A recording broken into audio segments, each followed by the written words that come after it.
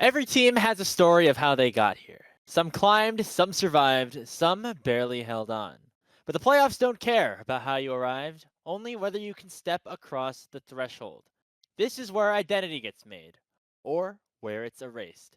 It's episode number 5 of Tilt Proof League of Legends as we go through the playoffs of our fall split. Welcome, everybody, to another episode. My name is Grapes, joined alongside Shibby. Shibby, it's been a couple of weeks since we last touched base, and now the regular season of Division One League of Legends, the inaugural season, has concluded, and we've got our playoff bracket ready to start up this weekend. Yeah, I made some pretty bold predictions, right, prior to the playoffs happening. I'm really interested in seeing if they pay off. I'm glad that the two people that actually predicted Stony Brook in fourth are here. Alk somehow ducked us. I'm gonna say it now. Alk, if you're listening, I know you're busy. I know some emergencies came up, but you ducked us. To not be here for Stony Brook's fourth place finish over Ohio State, I mean, that's amazing, and we can kind of get into that, right, as we talk about the end of the regular season standings and maybe our expectations prior to the season, and kind of how it changed over the course of the semester.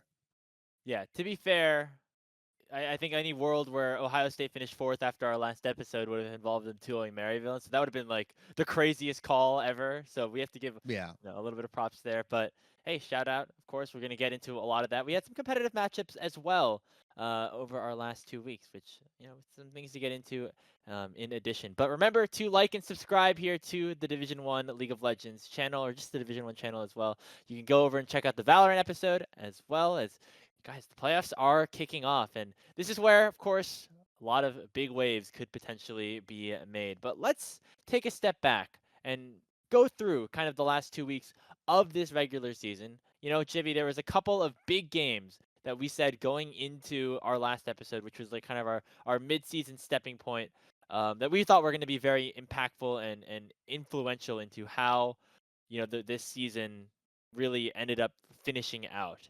We can get into a couple of the big ones right here. First off, and St. Clair taking the 2-1 victory over Stony Brook. I feel like some people maybe were thinking, oh, could Stony Brook do this? They have some good momentum, and they did end up taking a game against St. Clair.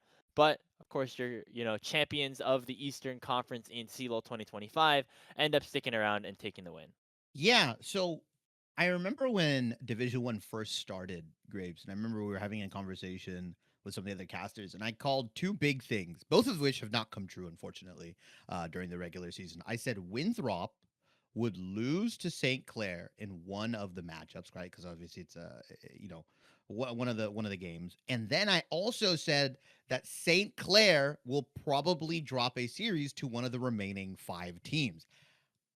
Funnily enough, both of those almost came true at certain Yeah. points in the season. Stony Brook taking a game to St. Clair, and then also St. Clair taking Winthrop to 3 games multiple times. Like that is kind of in a microcosm exactly what St. Clair is, right? And that's why they can be, I think they can be as high as beating Winthrop, but then they can also be kind of, their floor is potentially losing a series to Stony Brook, and it's just kind of dependent on what St. Clair shows up on the day. I don't think it's an indictment to them though. Like I kind of expected this. It kind of can just happen. I think it's really good for Stony Brook because I think it even further separates them from what we originally had as like a top 3, right? With Maryville, Winthrop, St. Clair. Then we had like Ohio State and Stony Brook as like the middle tier, and then the rest of the teams down at the bottom. I'm actually saying there's probably a gap, a bigger gap than we maybe anticipated between Stony Brook and Ohio State. And Stony Brook might be in like a tier of their own, dare I say? Yeah, you have to remember that the series against Ohio State was, relatively close. But talking about this matchup specifically, it was a very fun game, especially if you're a fan of AD carry players, because both ADCs certainly came to play. You had Lig absolutely popping off. He had the Yunara in game 1, and then in game number 3, going 13, 2, and 9 on his Ezreal. But then we got to give some love to Chubby Pig and Keetong as well. I know, I've been hyping up Keetong kind of throughout the whole year as this, guy that can come in and be a real difference maker here. But Chubby Pig is really starting to become a force to be reckoned with on his own as well. Going 17-3 and 12 in game number 2 to carry Stony Brook to a win. I mean, that's some really impressive stuff. They beat Maddie on his signature Lilia in that game. And at that point, you're thinking, man, can Stony Brook really do it? They took him to the full decider, but then Lig ended up saying no. This is going to be a fun story to watch, Shibby, as we go throughout not just this playoffs, but as CLOL starts to open up, whether these guys play in the Eastern Conference or, of course, the big split of Division 1 in the spring, where the playoffs are going to be held at the LAN. That's going to be the final stepping stone for these two teams, and I feel like we're going to see them throw haymakers at each other for the rest of the year. Yeah, I'm really interested to see if Ohio State kind of sticks with whatever 5-man roster that they kind of intend to. Because I remember they were doing some shenanigans, swapping out people like Sigma Kitten, swapping out their bottom lane and stuff like that. Other than that, though, I feel like Stony Brook has kind of landed on the 5 that they want. And like you mentioned, I think that bot lane, Chubby Pig, has very much come into his own. Helps when you're playing with like a multi-challenger season support and a Yep. guy that has just kind of, done stuff in the space previously. Like your growth is a lot more accelerated. Yeah, I'm more interested to see how the rest of Stony Brook's kind of lanes or roles kind of develop. I think they've got a handle on who their mid laner is going to be. Very selfless guy in of itself, and we got to interview him. But I think the big contention point next season is, all right, you've got your bot lane, you've got the way you want to play. Unfortunately, Fearless Draft doesn't always allow you to play the same style all the time. So you kind of have to, I wouldn't say be a carry every game, but like your mid and top and your jungle do need to step up from time to time, especially when you're going against teams like Maryville, like St. Clair, who pretty much anyone on those top 3 teams can step up and become a carry player, right? It doesn't matter. Even the supports can have massive impact, but I'm talking more in the mid lane and the top lane for a lot of those schools, right? The thing that separates these like elite schools, we can call them, is that like on any given day, the mid laner or the top laner can just step into it and just kind of rock your world for one game. Yeah, and so that battle to the top is going to be fascinating, especially as we get towards the back half of the playoffs. But there's also the battle at the bottom to scrap for those final playoff spots. And we were had a matchup going into this was now a week past, so 2 weeks ago, um between Ohio State and West Virginia, that some of us were looking at and saying, okay, West Virginia, you need to win this series to have a chance at making the playoffs, barring anything other than that 2-0 that Utah were bound to have against Boise State, which they ended up completing at the end of the day. But it was the Ohio State University that pulled off a 2-0 over West Virginia. Their school is now out of the League of Legends division, still competing in Valorant though. And I think this is an interesting point to just show what the difference between these two squads ended up being. It ended up being that West Virginia and Utah were very close, and that series between them, right before we recorded our last episode, was what really decided who that sixth spot going into the playoffs were.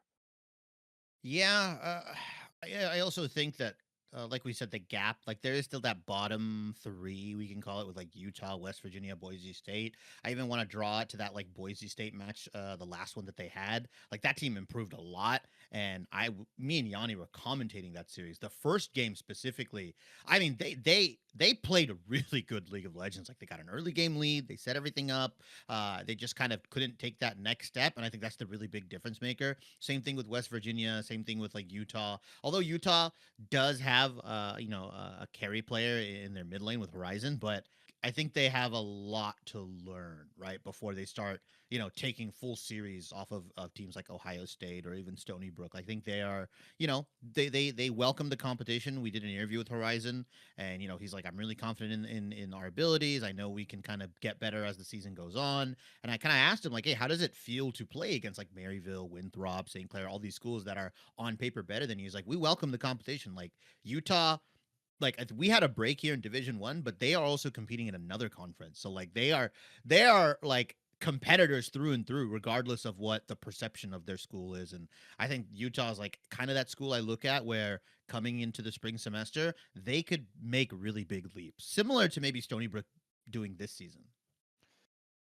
It's definitely possible, especially for a program that is very much on the younger side. And, Yeah. Horizon really stepped up. Pwn Kick Fly on the Sivir in game 2 against Boise State, going Yes. 11-1 and 6. Definitely deserves a shout out as well. But on the other side here, for Ohio State, because that was like the team that ended up knocking West Virginia effectively out of contention as Pretty much well. out. Yeah. And this can, I guess, set up some conversations for the playoffs in just a little bit. But starting to feel a little bit more confident about them. That was the big tester. That's, I guess, what they call a trap series, right? Where you go in expecting to win and then could end up falling apart with some inconsistencies. I am curious that Ohio State is still running with the multiple marksmen. It's been generally Ruler and Delight, but we saw 51-50 and Sigma Kid get some action against West Virginia. So wondering how fluid they're going to want to be going into the rest of the postseason. Yeah, I mean, Ruler and Delight, unfortunately, out of Worlds recently, so they've come Yeah, back that's to true. Ohio State. They've come. They're like, you know what? We need a tune up. Let's just compete in Division One. They gotta change their names. Quick aside, come on. Like, I get it. I get It's it. funny though. Hey, this might be the one chance we get to cast Ruler and Delight ever. So No, but we'll like we'll at take least it. do it like deftly and Matt. You know what I mean? I don't know. I don't even know how many people are gonna get that reference, but Definitely. deftly and Matt or like deft and mod. Like at least make it like don't name yourself like ruler. Maybe like I don't know centimeter and then like joy or something. I don't know. Make a play on it. Make a play. What else or whatever like a protractor and hat like I don't know. Protractor. Yeah, I'm trying to think of like measurement based you like things. Protractor, ruler. What else? I didn't use too much You when should I was just in like they should just copy the Deathly and just rulerly next play. rulerly, Yeah, rulerly, and then Dell. Just not even delight, just Dell. yeah. Dell. Yeah. No, yeah, the name stuff aside, yeah, I am like we kind of mentioned Ohio State. Maybe they're using this, initial semester to really figure out who they kind of want to put in. I think Ruler and Delight have looked fine. I mean, I like this might be a different Ohio State if they played like the full breadth of the season rather than kind of swapping in and out, because that can kind of mess up a lot of teams. You have to be very good, even at the highest level. Like Maryville doesn't look as good as they should because they swap out their jungler, they swap out, their top laner, they're doing all this other stuff. Like 9 times out of 10, or even 10 times out of 10, if you ask Maryville, you ask Winthrop, it's better to play a full season with a full five than to like use half the season to swap out certain players. I mean, Winthrop was also doing that with their jungler, right? Which is why I think St. Clair, who have this like 5-man roster, we talk about 5-man. They did swap, I think, one game out, but that was due to like some like stuff on like a player's end. Other than that, they've stuck with the same 5 people pretty consistently, and kind of why their level looks so good. And I think why they're able to contest with Winthrop. I think Ohio State might fall into the same issues, I guess, unless they really just hard scrim with one group of 5 and just kind of go for it, because their matchup is up against Stony Brook. Yeah, I mean, in a matchup for the bot lane for Stony Brook is going to be very powerful. I Insane, think you could say right? that Chubby Pig and Ketong have been one of the best bot lanes in the league. It's going to be a fun matchup and an interesting thing to discuss to see who exactly Ohio State whips out. And maybe they can say it's fall semester, we'll really lock in a roster for the spring, or I don't know exactly where their heads are at. There are some teams that do work with 6, 7-man rosters, so potentially possibility for that to Um, happen to continue throughout the rest of the season. I Let's can't talk about the really. playoff bracket though. Right now, I'm just gonna ignore everything that you just did right there. As let's take, we have a single elimination 6-team bracket to determine who's gonna be our fall semester champions. We have week 1 games or our quarterfinal games happening on Sunday, November 9th, and then on November 10th are our semifinal games, where the winners of our 3 versus 6 and 4 versus 5 play up against Maryville and Winthrop, respectively, the teams that have earned their buys straight through to the semifinals. And then, of course, we have our grand finals taking place on next Friday, November 14th at 7 p.m. Central Time. Before we fully talk about matchup specific stuff, I guess just overall thoughts on the playoff bracket, the seedings. I feel like generally we're not too surprised over where these teams landed. In fact, if you had to ask me what the seeds would be 1 through 6 going into the playoffs, I think at the start of the season I probably would have said exactly this formation. But it was a bit of a rocky road to get there across all parties. Yeah, my standings look probably a little bit different. Like I said, I was really high on St. Clair. Still am, to some extent.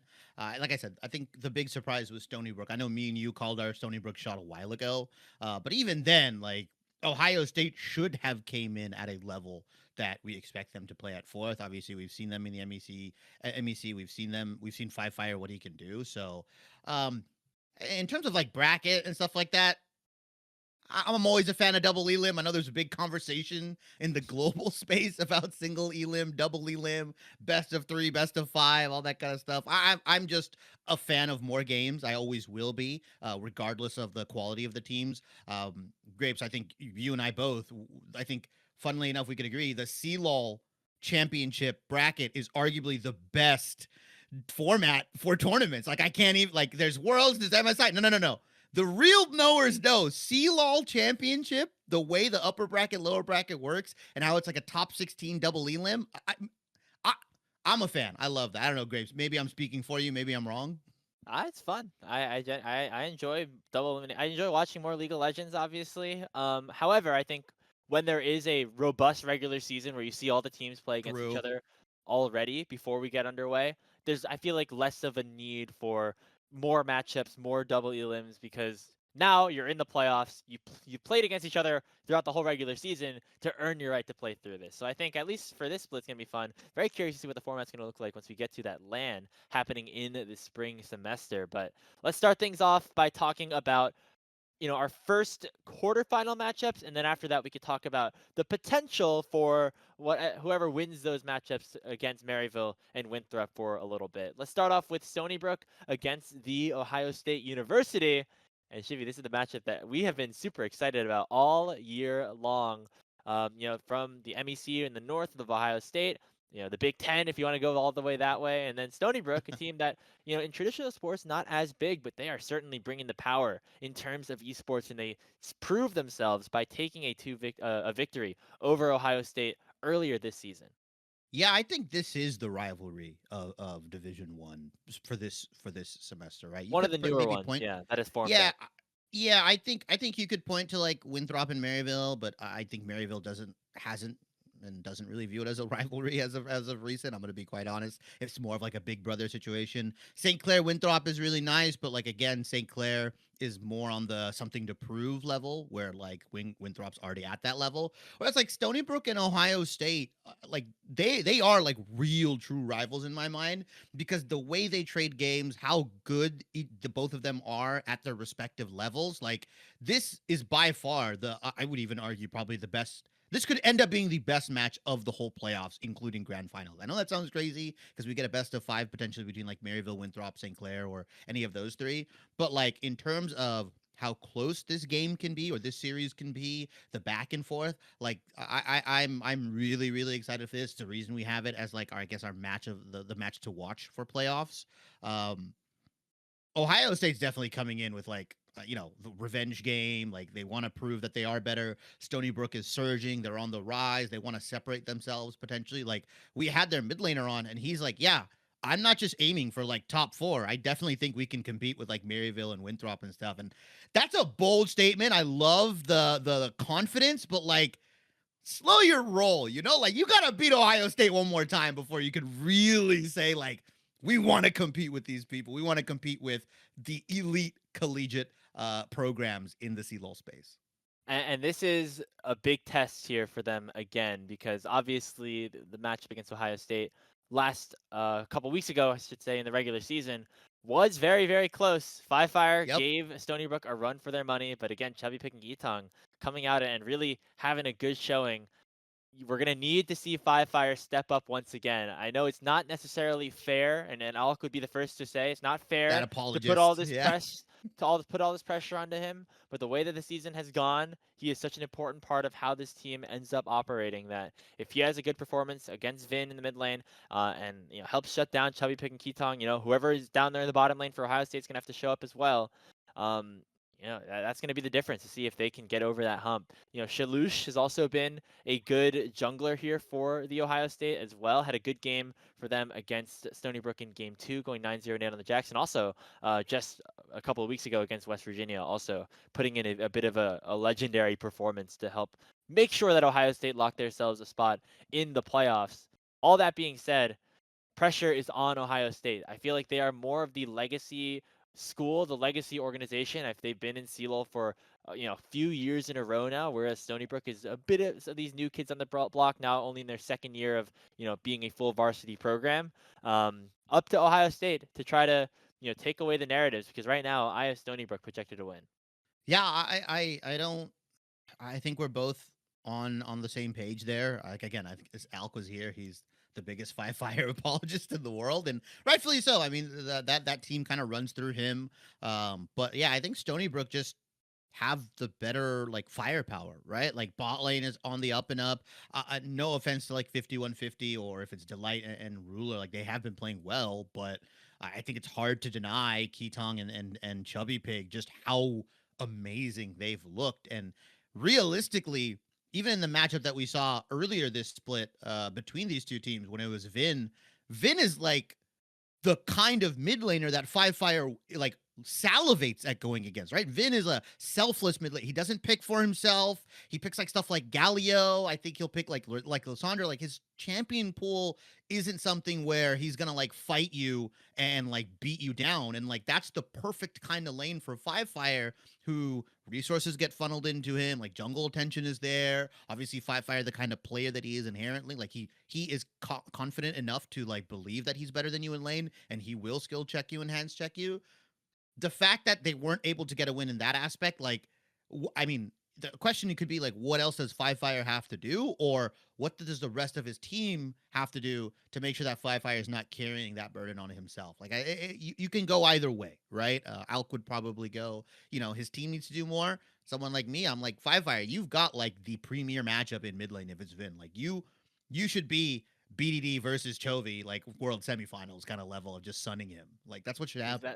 Yeah, I mean, he knows the pressure's on. I think he'd be the first to admit that he's gonna have to put up a good performance to move on and get a chance to play Maryville again.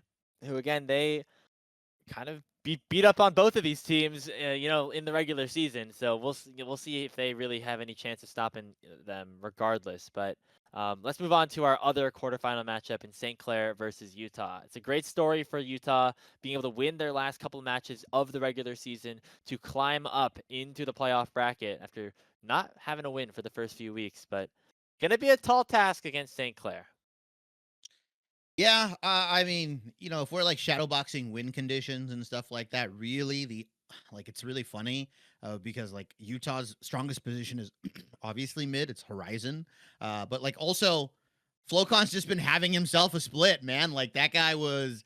I think for me, you and Alk both, he was on our like short list for MVP candidates. I know we all pretty much agreed on Winthrop's AD carry mobility, but like yeah, Flocon's been having himself a split, and I think it's really tough for me to imagine somebody like Solomon out jungling Maddie, who has just been amazing, right? Like since NACL OQs not too long ago up until now, he has just been on a crazy rise in terms of skill. And like, sure, Narwhal can potentially deal with Ricky because Ricky is like the X factor, and Ricky can int and Ricky can do that. But like, I think St. Clair pretty much has this right. I don't think outside of like if you're like a Utah believer that anyone would have like them winning. But like I said, it has to be through Horizon. Potent Kickfly has been playing pretty good at the AD carry role, but like regardless of who St. Clair puts in on the ADC role, they've just been phenomenal. I mean, Lig had himself a series even against Chubby Pig, and I think Lig has shown himself the ability to contend with people like Scary Jerry and Mobility, at minimum the laning phase. Yeah, Lig gonna have to be a big part. I mean, he always makes himself the center of attention. It feels like in That's these true. St. Clair games, right? I feel like going into when this roster was kind of first formulated, I thought that like Flocon was gonna be this big X factor, and he certainly can be. But really, it's been Lig from the bottom lane being able to make the game about him, and that's gonna be always important. But especially if St. Clair can win this next game against Utah, going up against Winthrop again because Shibby, this was such a close game last time that we saw these teams face off in the regular season. Let's just, for the sake of the argument, assume that it is St. Clair moving on to face off against Winthrop. This is your shot, potentially having the opportunity to be called. Tell us why you think the St. Clair Saints are going to the finals. Yeah, I mean, we have seen some of the best early games this year out of St. Clair. Like fun, like I don't think that's a crazy statement to say. Even when they were against Maryville, even when St. Clair was against Winthrop, like St. Clair's biggest strength is translating early game, right? Like just making really insurmountable leads sometimes, or against Winthrop and Maryville surmountable, I guess. But like the whole thing is that they can go up 1 to 2,000 gold. Where they struggle is like lane assignments in the mid game, right? Understanding how to set up dragons, understanding that aspect of the game, which I think St. Clair has enough tape against both Maryville and Winthrop to understand, like, hey, this is how we're supposed to do it, right? This is what we're supposed to do when they get these leads. Like Flowcon, I would say, is having a better season than Sword. I think realistically, Winthrop's biggest strength is mobility, but the gap between mobility and Lig, and I know mobility is just going to take offense to me saying this, I don't think is that big. I don't think it's like a crazy amount. I think there definitely is a level separation, but the way St. Clair has been playing together, like as a bot lane, what's to say that out of those early game leads, they've gotten it multiple times, they've fumbled it multiple times, but like surely if they were to able to grab those leads again, that they can translate those into wins. They just need to do it twice. They did it once already against Winthrop, right, in the 2-1 series. Either of those two losses could have gone the other way. So again, yeah, like I'm calling my shot. Maybe I'm wrong, and that is potentially true. And it is like definitely St. Clair's opportunity to like prove themselves. Like, hey, we can contend with these top programs, because being Kings of the East is nice, but it doesn't really matter if you're consistently losing to like what has been NECC's number 2 seed for the past couple of years.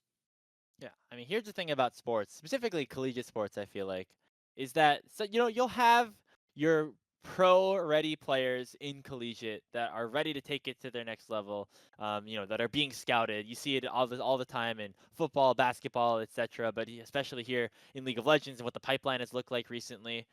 But they sometimes in traditional sports specifically, those players don't always with their teams win the games. And that is why I think you're making this comparison between mobility and lig, right? Like it doesn't necessarily have to be that one player like lig is better than mobility, but perhaps his role on St. Clair is going to be enough to help that team get the win over mobility's team. And I feel like that is more the argument that you're trying to make, and the argument that St. Clair is going to be trying to make for themselves. They know that there's a ton of talent on this Winthrop roster, specifically in those side lanes with Denethor and mobility, but no time like the present. I feel like in general, St. Clair has been this team right on the border of pushing into that upper echelon of the top teams that we have in collegiate, like the Maryvilles and the Winthrops. This would be a great opportunity for them to do it. And just given the fact that they have been running with this roster, that Maddie, their coach, is sticking with them here for this fall semester one last time, potentially. I feel like this is a great opportunity for them to beat Winthrop. I don't know if it's going to happen. I think the series will once again be close, with the bottom lanes being a very focal part of that. But it's certainly there for Am St. I Clair to take. convincing you? Am I convincing you? Am I? I'm Am not. I? I don't know if I you're convincing me. If we have to do the predictions, I think I still pick Winthrop 2-1 like we saw in the regular season. But would I be surprised to see St. Clair taking down the Golden Eagles? I wouldn't necessarily say so. I think Alk would be. I think Alk thinks I'm on various amounts of substances because he believes that like St. Clair can never win that. I mean, the Well, they biggest almost did. That's mismatch. the thing. They almost That's the did. crazy. Yeah, that's the crazy thing. They almost did. Like they almost did it, and they just Yeah. have to do it. I think the biggest mismatch. I don't like. I'm sorry, Ricky. I love you. I like. Thank you for shouting me out. I don't think this is crazy. Like Denethor versus Ricky is like the biggest, if you could call it, mismatch, right? Because Denethor obviously NACL level competitor, has been around the block, understands what he needs to do. Whereas like Ricky is a wild card, right? Like he will just pick Olaf sometimes and sprint it down, and he will. Sometimes it works, sometimes it doesn't. I'm waiting to see the legendary Lee Sin top come out, Ricky Lee Sin. But like, yeah, I think Maddie's been on a heater. He's been so good. Maddie into Rapid, I think, is a really Maddie favored matchup. I'm sorry, Rapid. I love you too, but like, I just think Maddie's performed better and has like a wider array of champions. And I think like the mid jungle for St. Clair, like if I pitch it this way, like can Flowcon and Maddie in a 2v2 beat Rapid and Sword? Yeah, I think that's like very possible. I think that's even potentially favored for them. But like, yeah, it just depends on like what Denethor and Mobility come up with, and if only 35 can get the champions he needs to, because that guy's a massive playmaker. If it's Nico, Alistar, whatever, like only 35 is the engine for Winthrop. And honestly, I've loved him as a player previously, but like now as a personality, he's just enjoying America. His interviews are like challenger level interviews, pretty much. you know, I'm maybe we're rooting for Winthrop so we get another only 35 interview. That's what that's maybe That's the vibe. Hey, angle here. fair, fair, fair, fair, You fair. know, I get it. we've seen St. Clair compete with Winthrop. We've seen them beat Winthrop in various leagues throughout the last couple of years, but I feel like this is the closest these two teams have been in Hundred quite percent. some time, which is why I'm very excited for the potential. Hey, maybe even that momentum that St. Clair would have by beating Utah the previous day could help flow into this matchup against the Golden Eagles. Only time, of course, will tell. Last quick thing before we wrap up the show. Any chance, Shibby, that Maryville are not in the grand finals? Barring a natural disaster, no. but barring like all five of their PCs getting struck down by lightning at the same time, if Stony Brook beat, or even Ohio State, if they beat and knock out Maryville in the semifinals, that I wouldn't even put it past to say that's arguably the biggest upset in collegiate League of Legends ever. Like, There's been a couple of big ones, but that would certainly take the cake, especially with the stakes of it being the winner getting a trip to the Division One Grand Finals, the inaugural season. By that, at can least you, in the yeah, can fall you side of imagine things. that? Like, I'm trying to think of like the biggest collegiate upsets, and maybe there's some in like, MEC or some of the other divisions where it's like a number 8 versus a number 1 seed, but But like the even then, ramifications, you not know what I not like mean? this, not Yeah, like or this. like Northwood and Sealaw, like remember when they made top 4, that kind of stuff. Like maybe, right? Like maybe, but like no, Could be there's bigger. no way. There's no way Maryville, former or not former, but like the returning Sealaw champions, lose to one of Stony Brook or Ohio State. Like, yeah, if that happens, you know what? I'll put a bald bet. If that happens, I'll go bald. I'll shave my shit clean off. If that happens, and Maryville, you better not sack the match so I go bald. I better see you playing real League of Legends. I will shave my shit clean, straight up. The You know what? Khaled images will come true. You know what? Deal. I'll do the same thing. We'll do the same thing. Yeah, Virtual shake on handshake it. on it. You heard it here first. If Maryville lose in this weekend of games, barring some of those circumstances, maybe should be that Yeah, you yeah, no, expect. no. But Like if they have to forfeit, no, hold on, yeah, yeah. Stipulations. If they have to we gotta win forfeit fair because and of square. something, yeah, they gotta win a Summoner's Rift series. Like the Nexus has to explode, kind of Now the deal. finals, Uh, I'm not gonna go that far. I I'm feel not like doing the a bald finals bet for the can finals. be up for grabs I love potentially. St. Clair. I will not. I'm not putting my already thinning hairline on the line for you guys. I'm sorry. All right, well that's about it for this episode. Just a good old-fashioned playoff preview for the Division One fall split. Shibby, before we wrap things up, I want you to give me one player that you have your eyes on that is going to step up in the playoffs. Maybe they didn't have the best regular season, or maybe they did. Who's going to be a really big player over these next 2 days of games on Saturday and Sunday at twitch.tv/Division1 LOL? Flocon. I'm putting when the lights are the brightest, and I just put more pressure on him, so hopefully he doesn't crumble. Flocon, I'm looking at you, buddy, because I think that's where St. Clair is really gonna make their money. That's where they've always made it, right? I know we talked about Lig, I know we talked about Ricky, but like Flocon has been having a spectacular season, and if he translates it and even ups his game coming into the playoffs, like yeah, St. Clair looks amazing in my mind. Grapes, what about you? It's been, when we talk about a certain team, it's been all about one certain player. But I feel like for the longest time, that story's been about two players. And our second, our second superstar kind of getting cast into the shadows for part of this regular season. And that's why I think Denethor is going to have a great weekend here Wow. against potentially Ricky. You mentioned that being the big factor. All this talk about mobility, and hey, he's been great. I think consensus MVP last time we did our Yes. midseason awards and everything like that. But man, Denethor is still an awesome player. He has great matchups lined up for him potentially, and I think he has a good shot of doing some real damage here in the Div 1 playoffs and maybe even in the finals if he's able to get there. Fair enough. Fair enough. Yeah, Denethor's been relatively quiet, and I'm hoping we get to see. I think any combination of Maryville, Winthrop, St. Clair in that grand finals, I think top lane is going to be a treat. Absolutely. Well, Remember, twitch.tv/div1lol or youtube.com/at div1esports. Sometimes we're running our live streams on double duty over there. Make sure you keep you keep posted on all of our social media as well to make sure you know exactly when and where these matchups are taking place. But this Sunday is the quarterfinals. This Monday are the semis, and then we're all lined up for next Friday for our grand finals of Division One. Man, the fall splits wrapped up quick, but we're having still the most exciting matchups right ahead of us. On behalf of Shibby and everybody else here at Div 1, my name is Grapes. Thank you so much for tuning in to this episode of Tilt Proof, and we'll see you all next time.